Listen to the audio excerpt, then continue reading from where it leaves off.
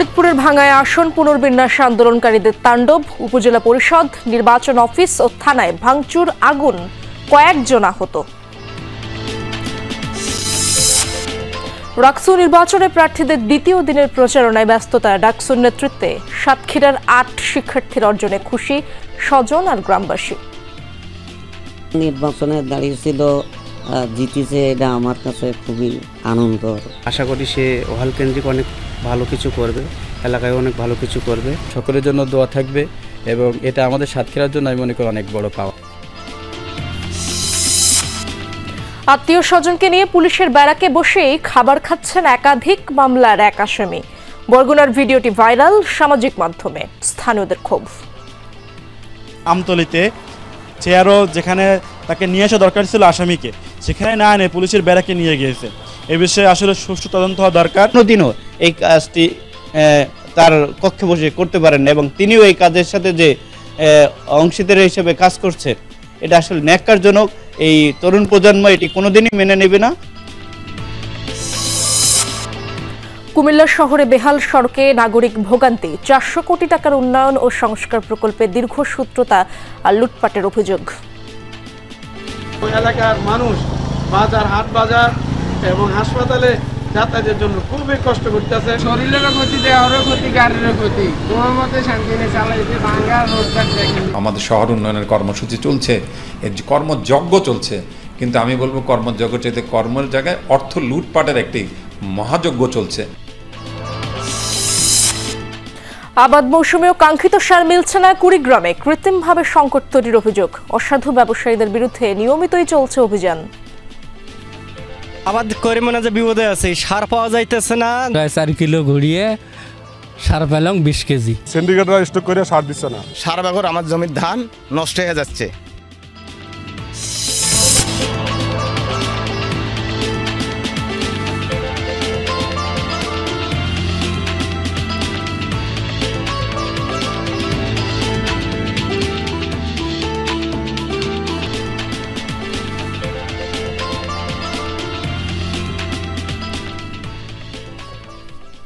আমন্ত্রণ বিরতিহীন সংবাদ সারা দেশে, আপনাদের সঙ্গে আছি আমি ইশরাত জাহান। এতক্ষণ শিরোনামগুলো দেখছিলেন। ফরিদপুরের ভাঙ্গায় সংসদীয় আসন পুনর্বিন্যাসের প্রতিবাদ আন্দোলন ঘিরে ব্যাপক সহিংসতা হয়েছে। থানা, উপজেলা পরিষদ, নির্বাচন অফিস সহ কয়েকটি স্থাপনায় ভাঙচুর করা হয়। আইনশৃঙ্খলা বাহিনীর সাথে সংঘর্ষে কয়েকজন আহত হয়েছেন বলে দাবি আন্দোলনকারীদের। মহাসড়কের বিভিন্ন স্থানে অবস্থান নিয়ে আছেন বিক্ষোভকারীরা। পরিস্থিতি থমথমে এখন। সংসদীয় আসনের সীমানা পুনর্বিন্যাসের প্রতিবাদে সোমবার সকাল থেকে ফরিদপুরের ভাঙ্গাই মহাসড়কে জড়ো হতে থাকেন বিক্ষোভকারীরা। দুপুরের দিকে ছড়ায় উত্তেজনা। এক পর্যায়ে ভাঙ্গা থানা ও ট্রাফিক পুলিশের কার্যালয়ে চালানো হয় হামলা। ভাঙচুর করা হয় অন্তত 5টি গাড়ি ও 3টি মোটরসাইকেল। কয়েকটি বাহনে আগুনও দেয়া হয়। এ সময় বিক্ষোভকারীদের সাথে সংঘর্ষ বাধে পুলিশের। এছাড়া হাইওয়ে থানাতেও হামলা হয়। ভাঙচুর করা হয় 8টি গাড়ি ও কয়েকটি মোটরসাইকেল। থানার বিভিন্ন কক্ষেও ভাঙচুর চালানো হয়। একদম অল্প বয়সী কিছু একজনের ছেলেমেলে, একবারে একজনের ছেলেমেলে এসে আমাদের থানাতে অ্যাটাক করে। আমরা তখন ভিতরে ছিলাম, আমাদের কিছু ফোর্স বাইরেও ছিল। আমি এবং আমার অফিসার ফোর্সকে আমরা রান্নাঘরে, আমরা বাথরুমের দিকে ছিলাম। আমাদের নিজেদের থাকার রুম, অফিস রুম, আমাদের অফিসের কম্পিউটার সব কিছু একদম তছনছ করে। থানার পাশাপাশি উপজেলা পরিষদ কার্যালয়েও হামলা ও অগ্নিসংযোগ করা হয়। নির্বাচন অফিস সহ আরও কয়েকটি স্থাপনাতেও ভাঙচুর চালানো হয়। এ সময় এসব এলাকায় আতঙ্ক ছড়ায়। গণমাধ্যম কর্মীদের ওপর হামলার ঘটনাও ঘটে। এর আগে বেলা 11টার দিকে ঢাকা, খুলনা ও ফরিদপুর, বরিশাল মহাসড়কের অন্তত 6টি পয়েন্টে অবরোধ করেন আন্দোলনকারীরা। এতে রাজধানী থেকে ভাঙ্গা হয়ে চলাচলকারী 21 জেলার যান চলাচল বন্ধ হয়ে যায়। মহাসড়ক অবরোধ করায় চরম ভোগান্তিতে পড়েন যাত্রী ও পরিবহন চালকরা। সরকারের দায়িত্বে যারা আছে তাদের দায়িত্ব জনগণের শান্তি শৃঙ্খলা বজায় রাখার জন্য, কিন্তু আপনাদের বক্তব্যের তীব্র নিন্দা করছি। আমরা হামিদপুর মানুষ, হামিদকে থাকবো, আমরা নগরকান্দা যাব না, যাব না, যাব না। গাড়ি ঘোড়া ঠিকভাবে পাইনি, খুব সমস্যা হইতেছে। বাচ্চা কাচ্চা নিয়ে ফ্যামিলি নিয়ে আসছি। রোগী হাসপাতাল রয়েছে, গাড়ি ঘোড়া পাইতেছে না। যাও হলো আজিমনগর, মালিগ্রাম। ফরিদপুর 4 আসন থেকে ভাঙ্গার আলগি ও হামিরদি ইউনিয়নকে 2 আসনের সাথে অন্তর্ভুক্ত করার প্রতিবাদে গেল কয়েকদিন ধরে আন্দোলন করে আসছেন বিক্ষোভকারীরা। জাহিদ হাসান, যমুনা নিউজ। দর্শক, ফরিদপুরের ভাঙার এখনকার পরিস্থিতি জানার চেষ্টা করব। সহকর্মী তরিকুল ইসলাম হিমেল সকাল থেকেই সেই খবরগুলো রাখছেন। হিমেল, এই মুহূর্তে সেখানে কেমন অবস্থা দেখছেন এবং অবরোধকারী ও পুলিশের অবস্থান এই মুহূর্তে এখন কোথায়, সার্বিক পরিস্থিতি আপনি কেমন দেখছেন? এই মুহূর্তে পরিস্থিতি যদি বলি তাহলে স্বাভাবিক, কারণ হচ্ছে প্রাকৃতিক। বিকাল 4:30টার দিকে মুষলধারে বৃষ্টি শুরু হয়েছে ভাঙাতে এবং এরপরেই কিন্তু সড়কে যে আন্দোলনকারীরা ছিল তারা সড়ক থেকে সরে গিয়েছে, যার ফলে কিন্তু আপনার হচ্ছে রাস্তা ফাঁকা হয়ে যাওয়াতে গাড়ি চলাচল শুরু হয়েছে। তো বলা যায় যে আজকের মতো অবরোধ এখানে সমাপ্তি হয়েছে এবং সড়কে যান চলাচল স্বাভাবিক রয়েছে। আরেকটি বিষয় যেটি হচ্ছে আইন শৃঙ্খলা রক্ষাকারী বাহিনী যতক্ষণ পিকেটের আন্দোলনকারীরা রাস্তায় ছিল ততক্ষণ আইন শৃঙ্খলা রক্ষাকারী বাহিনীরা কিন্তু তারা নিরাপদ দূরত্বেই ছিল, তাদের সাথে কোনো সংঘাতে জড়াতে আমরা দেখিনি। যেহেতু থানায় হামলার ঘটনা ঘটেছে, উপজেলা পরিষদে হামলার ঘটনা ঘটেছে এবং একই সাথে কিন্তু ভাঙা হাইওয়ে থানা, যেটি হাইওয়ে পুলিশের থানা, সেখানেও কিন্তু হামলা ভাঙচুরের ঘটনা ঘটেছে। এসব কারণে কিন্তু আপনার পুলিশরা যে সদস্যরা এখানে ছিলেন এবং অন্যান্য জায়গা থেকে যারা এই অবরোধকে কেন্দ্র করে এখানে দায়িত্ব পালনের জন্য এসেছিলেন তারা কিন্তু নিরাপদ দূরত্বে অবস্থান করেছিলেন এবং এই অবরোধ শেষ হয়ে যাওয়ার পরে তারা আবার পুনরায় থানা এবং তাদের কার্যালয়ে ফিরে আসছেন এবং অবরোধকারীরা আজকের মতো অবরোধ শেষ করলেও আগামীকালকে তাদের অবরোধ রয়েছে পূর্ব ঘোষণা অনুযায়ী, সেটি তারা বাস্তবায়ন করবেন বলে ঘোষণা দিয়ে গেছেন। কিন্তু আগামীকালকের পরিস্থিতি কেমন হবে সেটি আসলে কাল সকালেই বোঝা যাবে। এদিকে আসন পুনর্বিন্যাসের দাবিতে ফরিদপুরের ভাঙায় সড়ক ও রেলপথ অবরোধের ঘটনায় 90 জনের নাম উল্লেখ সহ অজ্ঞাত 100 থেকে 150 জনকে আসামি করে মামলা হয়েছে। রোববার রাতে ভাঙা থানার এসআই হাবিবুর রহমান এই মামলা করেন। এতে প্রধান আসামি করা হয়েছে আন্দোলনের নেতৃত্বে থাকা সর্বদলীয় সংগ্রাম পরিষদের প্রধান সমন্বয়ক সিদ্দিক মিয়াকে। মামলায় উল্লেখ, ফরিদপুর 4 আসন থেকে ভাঙার আলগি ও হামিরদি ইউনিয়নকে আলাদা করার প্রতিবাদে ঢাকা খুলনা মহাসড়কের সুয়াদিতে গাছ ফেলে ও আগুন জ্বালিয়ে যান চলাচলে বাধা দেয় আন্দোলনকারীরা। পুলিশ এতে নিষেধ করলে মারমুখী অবস্থান নেয় তারা। আইন শৃঙ্খলা বিঘ্নের অপরাধে এই মামলা হয়। এরই মধ্যে প্রধান আসামি সিদ্দিক মিয়াকে গ্রেপ্তার করা হয়েছে।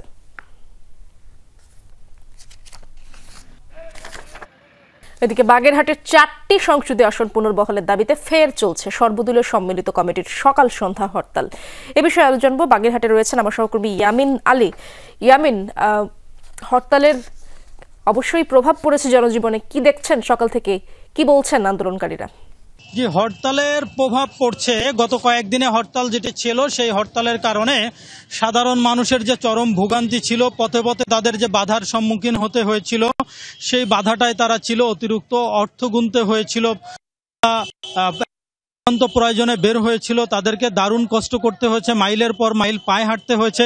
তো আজকে যেটি হয়েছে সেটা হলো যে কালকে এবং আগামী পরশুদিন সকাল 6 বেলা 12টা পর্যন্ত হরতাল ঘোষণা করা ছিল। বিকাল 3:30টার দিকে সর্বদলীয় সম্মিলিত কমিটির পক্ষ থেকে জানানো হয়েছে সনাতন ধর্ম অবলম্বীদের যে দুর্গা উৎসব, এ কারণে তারা আবেদন করেছে, তারা জানিয়েছে যে হরতাল যায় কিনা, তাদের প্রতি জানিয়ে হরতাল শিথিল করা হয়েছে। আগামীকাল পরশুদিন হরতালের পরিবর্তে সকাল 7টা থেকে দুপুর 1টা পর্যন্ত নির্বাচন অফিস ঘেরাও কর্মসূচি ঘোষণা করেছে। আর হরতাল যখন শিথিল করা হয়েছে, এই ঘোষণার সাথে সাথে আমরা এই মুহূর্তে আছি বাস স্ট্যান্ড এলাকায়, যেটি শহরের প্রধান বাস স্ট্যান্ড। এখানে আমরা দেখছি যে গাড়ির আনাগোনা বেড়ে গেছে, ছোট গাড়ি, বড় গাড়ি, এবং বাস এখানে দূরপাল্লায় ছাড়ার জন্য তারা যাত্রী খুঁজতেছে। অর্থাৎ বাসের আমরা দেখছি হেল্পার কন্ট্রাক্টর যারা আছে তারা যাত্রীদেরকে ডাকাডাকি শুরু করেছেন। অর্থাৎ বেশ খানিকটা স্বস্তি ফিরে এসেছে বাগেরহাটে, অর্থাৎ এই হরতাল শিথিলের ঘোষণাকে কেন্দ্র করে। এবং যারা হরতাল আহ্বানকারী ছিলেন তারা যেটি বলছেন সেটি হলো যে তারা শান্তিপূর্ণভাবে তাদের এই যে আন্দোলন কর্মসূচি, এটির মাধ্যমেই তারা 4টি আসন ফিরে পাবেন, সেই আশা এখনো তাদের রয়েছে। এই ছিল বাগেরহাটের সর্বশেষ হরতালের তথ্য আমার কাছে। বুঝতে পেরেছি আমিন, ধন্যবাদ আপনাকে। উৎসব মুখর পরিবেশে চলছে রাজশাহী বিশ্ববিদ্যালয় কেন্দ্রীয় ছাত্র সংসদ রাকসু ও হল সংসদ নির্বাচনের প্রচার। দ্বিতীয় দিনে আজ সকাল থেকে বিভিন্ন একাডেমিক ভবন, আবাসিক হল সহ ক্যাম্পাসের বিভিন্ন স্থানে গণসংযোগ করছেন প্রার্থীরা। শিক্ষার্থীদের দিচ্ছেন নানান প্রতিশ্রুতি। রাকসুতে 23টি পদে লড়ছেন 247 প্রার্থী। এর মধ্যে ভিপি পদে 18, জিএস পদে 13 ও এজিএস পদে 16 জন প্রতিদ্বন্দ্বিতা করছেন। ছাত্রদল মনোনীত ঐক্যবদ্ধ নতুন প্রজন্ম ছাত্র শিবির সমর্থিত সম্মিলিত শিক্ষার্থী জোট সহ এই পর্যন্ত 12টি প্যানেল ঘোষণা করা হয়েছে। এদিকে হল সংসদে বিনা প্রতিদ্বন্দ্বিতায় 42 প্রার্থী নির্বাচিত হয়েছে। আগামী 25 সেপ্টেম্বর রাকসু ও হল সংসদের ভোট গ্রহণ হবে। মোট ভোটার প্রায় 29,000। দর্শক, রাকসু নির্বাচনের খবরাখবর রাখছেন সহকর্মী তারেক মাহমুদ। তারেক, ভোটারদের মন জয়ে প্রার্থীরা কোন কোন বিষয়গুলোকে গুরুত্ব দিচ্ছেন? প্রার্থীদের সাথে অবশ্যই তো আপনার কথা হয়েছে, কি বললেন তারা? সকাল থেকে আসলে বিভিন্ন একাডেমিক ভবন এবং রাজশাহী বিশ্ববিদ্যালয়ের যে টুকিটাকি চত্বর, পরিবহন মার্কেট এবং বিভিন্ন একাডেমিক ভবন রয়েছে, সেই ভবনগুলোতে ক্লাস শেষ হওয়ার পরে আসলে যারা প্রার্থী রয়েছেন তারা অপেক্ষা করছেন এবং ক্লাস শেষ হয়ে যখন ভোটাররা বাইরে বের হয়ে আসছেন তাদেরকে তাদের যে হ্যান্ডবিল সেটি দিয়ে তাদের যে ইস্তেহার, সেই ইস্তেহারে তারা জানাচ্ছেন এবং তারা বলছেন যে রাজশাহী বিশ্ববিদ্যালয়ের যে সমস্যাগুলো রয়েছে সেই সমস্যাগুলো নিয়ে তারা কাজ করতে চান এবং তারা যদি জয়ী হন প্রশাসনের সাথে বসে তারা স্টেপ বাই স্টেপ সেই বিষয়গুলো নিয়ে কাজ করবেন। এর মধ্যে সবথেকে বড় যে সমস্যাটি সেটি হচ্ছে যে আবাসন ব্যবস্থা তারা উন্নতি করতে চান এবং সেই সাথে সাথে রাজশাহী বিশ্ববিদ্যালয় ডাইনিংয়ের এবং যে ক্যান্টিনের খাবার ব্যবস্থার যে উন্নয়ন থেকে শুরু করে এখানে পানির সমস্যা রয়েছে এবং মেয়েদের নিরাপত্তা এবং যারা ছেলেদের তাদেরও আসলে নিরাপত্তার বিষয়গুলো, সবগুলো বিষয় নিয়ে আসলে তারা যাচ্ছেন এবং রাজশাহী বিশ্ববিদ্যালয়কে আরও বিশ্বের কাছে কিভাবে উন্নয়নের যে রূপরেখা সেটি তারা তুলে ধরতে চান এবং বিশেষ করে যে গবেষণার ক্ষেত্রে যে বিষয়গুলো রয়েছে সেই বিষয়গুলো নিয়ে তারা কাজ করতে চান এবং বহির্বিশ্বে রাজশাহী বিশ্ববিদ্যালয়কে আরও পরিচয় করিয়ে দিতে চান। এমন বিভিন্ন যে প্রতিশ্রুতি নিয়েই আসলে যারা প্রার্থী রয়েছেন তারা ভোটারদের কাছে যাচ্ছেন, ভোটারদের দ্বারে দ্বারে যাচ্ছেন। আমি সকাল থেকে প্রায় 8 থেকে 10 জন প্রার্থীকে দেখেছি, তারা তাদের যে ইস্তেহার এবং তাদের যে হ্যান্ডবিল, সেই হ্যান্ডবিলগুলো নিয়ে তারা কিন্তু বিভিন্ন গুরুত্বপূর্ণ বিশ্ববিদ্যালয়ের যেমন পরিবহন মার্কেট থেকে শুরু করে শহীদ মিনার চত্বর, স্টেডিয়াম মার্কেট এবং টুকিটাকি চত্বর, ইবলিশ চত্বর এবং মেয়েদের হল থেকে শুরু করে ছেলেদের হল, এবাদেও যে শহীদুল্লাহ কলা ভবন, গুরুত্বপূর্ণ যে মোড়গুলো রয়েছে, পয়েন্টগুলো রয়েছে, ভবনগুলো রয়েছে, সব জায়গাতেই কিন্তু যাচ্ছেন। এবং বিশেষ করে আরেকটি বিষয় বলতে চাই যে ছাত্রদল, ছাত্র শিবির তারাও কিন্তু প্রচারণা শুরু করেছেন এবং সেই সাথে সাথে আজকে সবার যে হ্যান্ডবিলগুলো সেগুলো কিন্তু রেডি হয়নি, অনেকে কালকের মধ্যে হ্যান্ডবিল রেডি করবেন এবং বলা যায় যে বেলা যত গড়াচ্ছে আসলে প্রচারণা জমজমাট হচ্ছে। ধন্যবাদ আপনাকে তারেক। এদিকে ডাকসু নির্বাচনে নেতৃত্বের স্বাক্ষর রেখেছেন সাতক্ষীরার 8 শিক্ষার্থী। বিভিন্ন পদে প্রতিদ্বন্দ্বিতা করে জয়ী তারা। কারো লেখাপড়া চলছে অন্যের সহযোগিতায়, কেউ বা মধ্যবিত্ত পরিবারের সন্তান। তাদের জয়ে খুশি বন্ধু, এলাকাবাসী সহ সব শ্রেণী পেশার মানুষ। এভাবেই আপ্লুত হয়ে ছেলের বেড়ে ওঠা ও লেখাপড়ার বর্ণনা করছিলেন দিনমজুর বাবা। প্রায় সকালে খায় না। ডাকসু নির্বাচনে সলিমুল্লাহ মুসলিম হল সংসদে সাহিত্য সম্পাদক পদে জয়ী সাতক্ষীরা সদরের মাগুরা গ্রামের আল মামুন। ছোটবেলা থেকেই মেধাবী, তার জয়ে খুশি গ্রামবাসী। ছাত্রছাত্রীদের জন্য কাজ করতে পারবে, ভালো লাগবে, বা আমার মুখ উজ্জ্বল হবে। এলাকার ভেতরে খুবই নর্মভদ্রতা ছেলেটা অনেক ছোটবেলা থেকেই মেধাবী ছিল। একটা ছেলে ছাত্র ঢাকা বিশ্ববিদ্যালয়ে পড়া মানে আমাদের গ্রামের গর্ব। আর এই যে মামুন এই যে পাশ করেছে ডাকসু নির্বাচনে, এলাকার লোক খুশি হয়ে মসজিদে তার জন্য দোয়া অনুষ্ঠান হয়েছে আমাদের এই মামুনের জন্য। বাড়ির ফ্যামিলি সব ওই মামুনের দোয়া করছে যে মামুন ওর ছেলে হয় না। কলারোয়া উপজেলার যোগীখালী গ্রামের আহসান হাবিব ইমরোজ শহীদ সার্জেন্ট জহুরুল হক হল সংসদে ভিপি পদে নির্বাচিত। তিনি জানান, শিক্ষার্থীদের পাশে থাকার ফলাফল পেয়েছেন তিনি। এখন প্রতিশ্রুতি বাস্তবায়নে নজর দিতে চান এই শিক্ষার্থীদের কাছে প্রত্যাশা ছিল যে তারা আমাকে তাদের ম্যান্ডেট দিবে, সমর্থন দিবে এবং প্রত্যাশা মাফিকই জয়টা হয়েছে। তালা উপজেলার রহিমাবাদ গ্রামের শারীরিক প্রতিবন্ধী শামসুর রহমান জোয়ারদার। অন্যের সহযোগিতায় চলে সংসার ও ছেলে তাসনিম রুবাইয়াতের লেখাপড়া। শহীদ সার্জেন্ট জহুরুল হক হল সংসদে সদস্য পদে জয়ী তাসনিম। অসুস্থ হয়ে যাওয়ার কারণে আমি কোনো কিছু কামাই করতে পারিনি। আমার পিছনে বরঞ্চ অনেক টাকা ব্যয় হয় প্রত্যেক মাসে। নির্বাচনে দাঁড়িয়েছিল, জিতেছে, এটা আমার কাছে খুবই আনন্দ। ভালো হয়েছে, ওর কেউ নেই এক প্রকারে। এছাড়া তালার দীপিকা সানা, কলারুয়ার নিশিতা জামান নিহা, কালীগঞ্জের ইমরান হোসেন, অভিজিৎ দত্ত ও খাদিজা পারভিন জিতেছেন ডাকসুর হল সংসদ নির্বাচনের বিভিন্ন পদে। তাদের জয়ে খুশি সবাই। 8 জন সাতক্ষীরায় পাশ করছে, সকলের জন্য দোয়া থাকবে এবং এটা আমাদের সাতক্ষীরার জন্য আমি মনে করি অনেক বড় পাওয়া। আশা করি সে ওহাল কেন্দ্রিক অনেক ভালো কিছু করবে, এলাকায় অনেক ভালো কিছু করবে। শিক্ষার্থীদের অধিকার আদায়ে অন্যদের পাশাপাশি সাতক্ষীরার তরুণ এই শিক্ষার্থীরা ভূমিকা রাখবে, এমন প্রত্যাশা সবার। আকরামুল ইসলাম, যমুনা নিউজ, সাতক্ষীরা।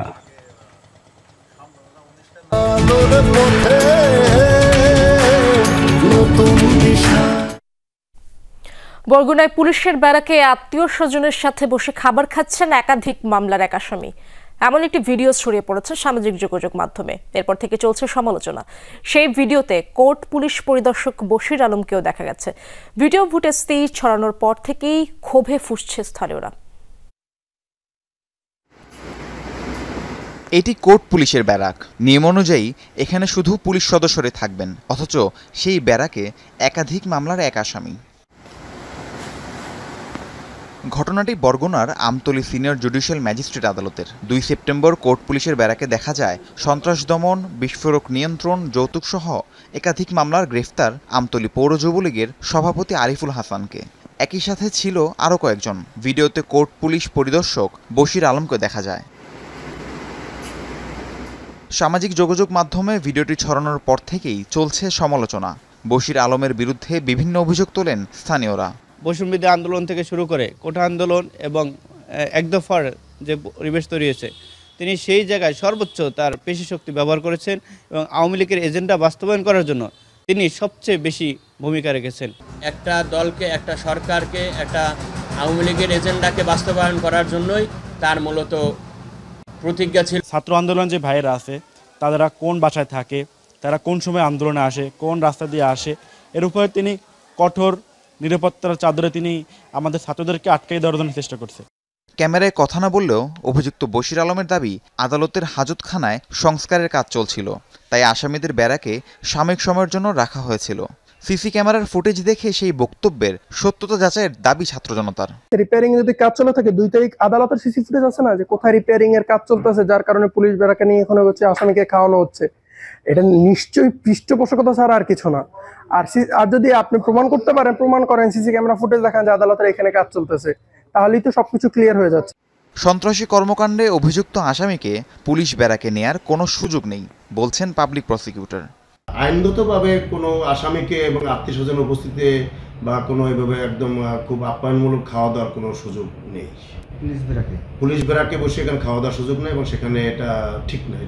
এর আগে 2022 সালে বরগুনার বামনা থানায় ওসি থাকাকালীন ঘুষ গ্রহণের অভিযোগ ওঠে বশির আলমের বিরুদ্ধে। রাহিম সারোয়ার, যমুনা নিউজ। দুর্গাপূজা উপলক্ষে ভারতের অনুরোধে ইলিশ পাঠানো হয়েছে, কোনো চাপে পড়ে নয়, এমনটাই বলেছেন মৎস্য ও প্রাণী সম্পদ উপদেষ্টা ফরিদা আক্তার।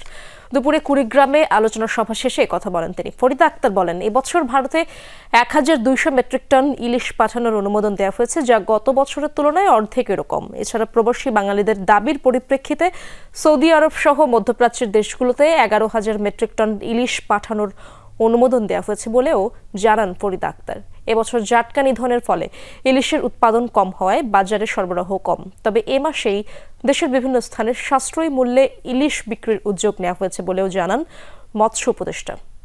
ভারতে পাঠাবার ব্যাপারটা দুর্গা পূজার সাথে সম্পৃক্ত হয়ে গেছে, গত 6 বছর ধরে হচ্ছে, ফলে সেখান থেকে অনুরোধ যখন আসে, এটা একটা আমরা সেখানে সেই সৌজন্য বোধের কারণে এবং খুবই কম দেয়া হয়েছে। 3 বছর ধরে চলছে কুমিল্লা সিটি কর্পোরেশনের সড়ক উন্নয়ন কাজ, তাও আবার প্রায় 400 কোটি টাকার প্রকল্প, অথচ কমছে না নাগরিক ভোগান্তি। সচেতন মহল বলছে সুষ্ঠু তদারকির অভাবে চলছে অর্থ লুটপাট, তবে দ্রুত সমস্যা সমাধানের আশ্বাস নগর কর্তৃপক্ষের। সকাল কিংবা সন্ধ্যা দুরুবিসহ এমন যানজট থেকে রেহাই নেই। নিত্যদিনের এই চিত্র কুমিল্লার পদুয়ার বাজারের। যানজটের প্রধান কারণ অটোরিকশা আর সিএনজির অনিয়ন্ত্রিত চলাচল। একসময় এসব হালকা যানবাহন শহরে প্রবেশ ও বের হওয়ার জন্য ২২ নম্বর ওয়ার্ডের শ্রীবল্লভপুরের পূর্ব ও পশ্চিম পাড়ার এই সড়ক ব্যবহার করত। তবে বর্তমানে রাস্তাটির বেহাল অবস্থার কারণে মূল সড়কে উঠে পড়ছে যানবাহনগুলো। বদুয়ার বাজার বিশ্ব রোডে যে জ্যামটা লেগে থাকে, এই জ্যামের অন্যতম কারণ হলো এটা। এদিক দিয়ে কিন্তু 3 হুইলার, সিএনজি, অটো এগুলা কিন্তু এদিক দিয়ে শহরে ঢুকতো। এলাকার মানুষ বাজার, হাট বাজার এবং হাসপাতালে যাতায়াতের জন্য খুবই কষ্ট করতেছেন। শরীরেরও ক্ষতি, দেহেরও ক্ষতি, গাড়িরও ক্ষতি। তোমার মতে শান্তি নেই, চালাইতে ভাঙ্গা রোডঘাট দেখেনি। শহরের আরও বেশ কিছু সড়কের একই দশা। খানাখন্দে ভরা রাস্তাগুলো চলাচলের অনুপযোগী হয়ে পড়ায় ভোগান্তির শেষ নেই।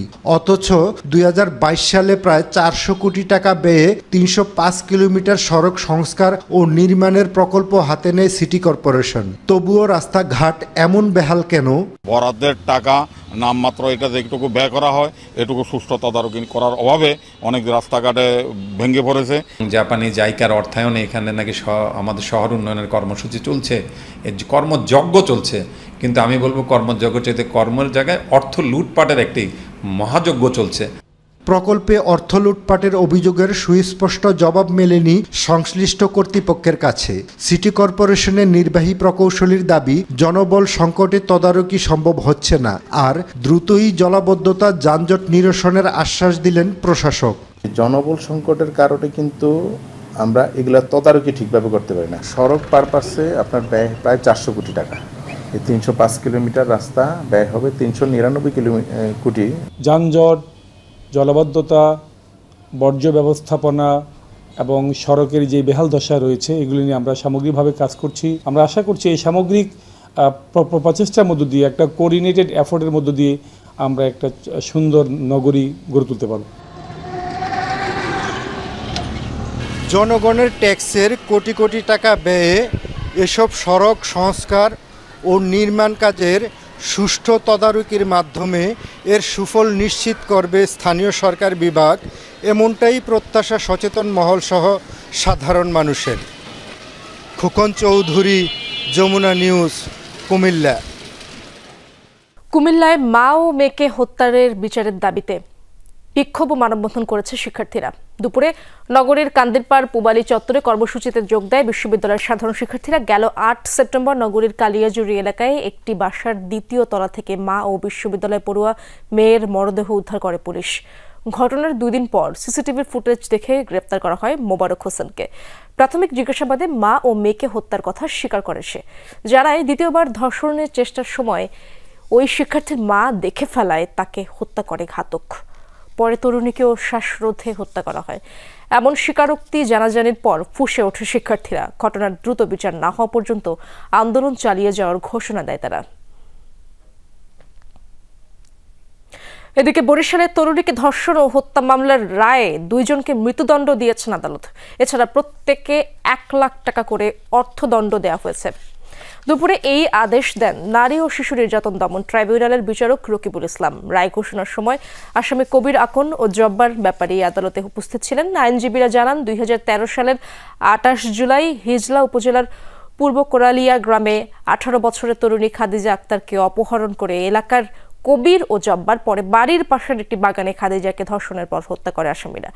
মরদেহের সাথে ইট বেঁধে খালের পানিতে ডুবিয়ে গুম করার চেষ্টাও করে তারা। পরে খাদিজার নিখোঁজের ঘটনায় মামা মুক্তার হোসেন মামলা করেন। তদন্তে নেমে খাল থেকে মরদেহ উদ্ধার করে পুলিশ। শুনানি ও সাক্ষ্য গ্রহণ শেষে 12 বছর পর রায় দেন আদালত। চুয়াডাঙ্গার মৃত্যুর 2 দিন পর ভাড়া বাসা থেকে এক বৃদ্ধার অর্ধগলিত মরদেহ উদ্ধার করা হয়েছে। এলাকাবাসী জানায় একাই বাসায় থাকতেন গুলশানারা চমন। 2 দিন ধরে বাসা থেকে বের হতে দেখা যায়নি তাকে। অবশেষে দুপুরে হকপাড়া এলাকার ভাড়া বাসায় দুর্গন্ধ পেয়ে পুলিশে খবর দেয় প্রতিবেশীরা। তালা ভেঙে উদ্ধার করা হয় গুলশানার রক্তাক্ত অর্ধগলিত মরদেহ। প্রাথমিকভাবে পুলিশের ধারণা খাট থেকে পড়ে মৃত্যু হতে পারে তার। মরদেহ উদ্ধার করে সদর হাসপাতালের মর্গে পাঠানো হয়েছে। উজানের ঢলের সাথে টানা বৃষ্টিতে লালমনিরহাটের হাতীবান্ধা উপজেলার ডালিয়া ব্যারেজ পয়েন্টে তিস্তা নদীর পানি বাড়তে শুরু করেছে। এর মধ্যে ডুবে গেছে নিম্নাঞ্চল। এ বিষয়ে আরো জানবো সহকর্মী আনিসুর রহমানের কাছ থেকে। আনিস, কোন কোন এলাকা বেশি প্লাবিত হয়েছে, জলাবদ্ধ এলাকার দুর্ভোগের চিত্র তো অবশ্যই আপনি দেখছেন, জানাবেন সে বিষয়ে।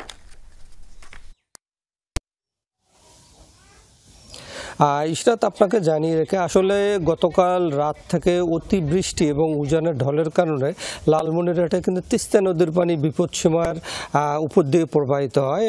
সেটি আজকে কিন্তু সকাল 6টায় 3 সেন্টিমিটার উপর দিয়ে প্রবাহিত হয়। আর এই পানি প্রবাহিত হওয়ার কারণে লালমনিরহাট ডালিয়া ব্যারেজ পয়েন্টের ভাটিতে থাকা যে হাতিবান্ধা, কালীগঞ্জ, আদিতমারিয়া সদর উপজেলার আর প্রায় 12টি গ্রামে নদী তীরবর্তী নিম্নাঞ্চলগুলোতে কিন্তু পানি উঠে যায়, কোথাও হাঁটু পরিমাণ, কোথাও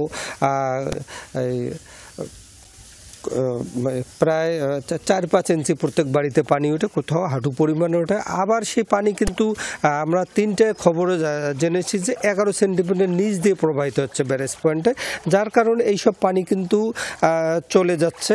এই চলে যাওয়ার কারণে কিন্তু পানি নামতে শুরু করছে। আমি কিছুক্ষণ আগে এই রাস্তাটি একটি মানুষের চলাচলের সড়ক, এটিতে কিন্তু হাঁটু পরিমাণ পানি ছিল, সেখানে কিন্তু পানি কমে গেছে। আসলে যদি কোনো আজকে বৃষ্টি বা উজানের ঢল না আসে, হয়তো বা দেখা যাবে এই পানিগুলো আগামীকাল সকালেই দেখা যাবে যে এই বাড়িঘর পানি চলে যাবে। বাড়িঘরের লোকজন এখনও আছে, লোকজন চলে যাওয়ার মতো হয়নি, তারা এখনও আছে। তবে এই মানুষের দুর্ভোগ তেমন নেই। আমি জেলা প্রশাসনের সঙ্গে কথা বলেছি, তারা বলেছেন যেহেতু এটি দীর্ঘস্থায়ী নয়, এই 20-25 ঘন্টা পরেই পানিগুলো নেমে যায়, যার কারণে মানুষের তেমন দুর্ভোগ হয়নি। তবে এটি যদি দীর্ঘস্থায়ী হয় তবে কিন্তু মানুষের আর দুর্ভোগ হবে। তবে লোকজনও জানিয়েছে যে পানিটা যেন আর চলে যায়, চলে গেলেই মানুষজন কিন্তু দুর্ভোগ থেকে রেহাই পাবেন। ধন্যবাদ আনিস আপনাকে। পরবর্তী খবর আপনার মাধ্যমে জানাবো দর্শককে। সার সংকটে দুশ্চিন্তায় দিন কাটছে কুড়িগ্রামের কৃষকদের। ফসল আবাদের মৌসুমেও ডিলারদের কাছ থেকে মিলছে না সার, বেশি দরে অন্য ইউনিয়ন থেকে কিনতে হচ্ছে ইউরিয়া, টিএসপি ও ডিএপি। চাষিদের অভিযোগ কৃত্রিম সংকট তৈরি করেছে অসাধু ব্যবসায়ীরা। কৃষি অধিদপ্তরের কর্মকর্তারা জানালেন নিয়মিতই অভিযান পরিচালনা করা হচ্ছে। বিস্তৃত মাঠ জুড়ে ধানের আবাদ, পরম যত্নে দেখভাল করছে কিষানি। কাঙ্ক্ষিত ফলনেও হাসি নেই কৃষকের মুখে। কুড়িগ্রামে রোপা আমন চাষের শুরু থেকেই চলছে সার সংকট। দিন যত গড়াচ্ছে সংকট আরও তীব্র হচ্ছে। ডিলারদের দোকানে ঘন্টার পর ঘন্টা দাঁড়িয়েও চাহিদা অনুযায়ী সার মিলছে না, অথচ সারের অভাবে নষ্ট হচ্ছে জমির ফসল। আবাদ করে মনে যে বিপদে আছে, সার পাওয়া যাইতেছে না। যদিও সার পাওয়া যাইতেছে, মনে করেন যে 2 অঞ্চলে ঘুরে সার খোঁজে, মনে যে আবার টিকিট কাটি সার নেওয়া লাগে। 2.5 বিঘে জমি আবাদ করছি, প্রায় 4 কিলো ঘুরিয়ে সার পেলাম 20 কেজি। এখন 20 কেজি দাম হলো 32 টাকা করে কেজি। গরিব মানুষ করবি আর পাইনি, সারের ব্যবহারের জন্য আবারটা নর্মাল হয়ে গেছি। বা কৃষকের অভিযোগ কৃত্রিম সংকট তৈরি করে বেশি দরে বিক্রি হচ্ছে ইউরিয়া, টিএসপি এবং ডিএপি সার। তবে ব্যবসায়ীরা সেই অভিযোগ অস্বীকার করে বলছেন সরবরাহ কমে যাওয়ায় খোলা সার বিক্রি করা হচ্ছে। আর অনেক আছে স্টক, কিন্তু সিন্ডিকেটরা স্টক করে সার দিচ্ছে না। দেখেন ওইখানে অনেক কৃষক সারের জন্য অপেক্ষা আছে। সার ব্যবহার আমার জমির ধান নষ্ট হয়ে যাচ্ছে। আমি ডিলারের কাছে সার বিলি গেছি, ডিলার আমার 30-40 কেজি সারের কথা কয়। এই ইউনিয়নের সার আরেক ইউনিয়নে বেচতেছে, বা আমাদের মতো অনেক দোকানদারের কাছে টাকা বেশি নিয়ে বিক্রি করতেছে। কারা সেটা? ওই ডিলারেরা। এখানকার সার বাইরে নিয়ে যাওয়ার জন্য অনেক চেষ্টা করতেছে, এই জন্য আমরা দিচ্ছি বস্তা খুলি তাদেরকে 30 কেজি 20 কেজি, যাতে আমার সারটা বাইরে না যায়।